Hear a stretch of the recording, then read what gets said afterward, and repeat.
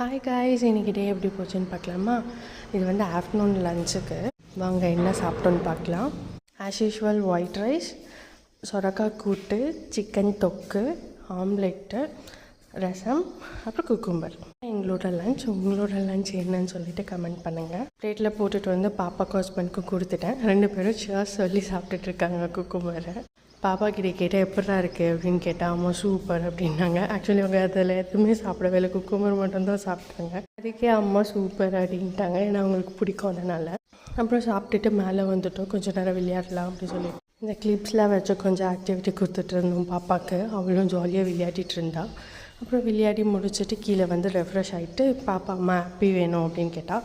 ஹாப்பின்னா கேக்கு, அவளுக்கு கேக்குன்னு சொல்ல தெரியாது, அதனால தான் வீடியோ எடுத்தது. ஓகே காட்டுறா, அம்மா கேக்கை காட்டு அப்படி சொல்கிறா.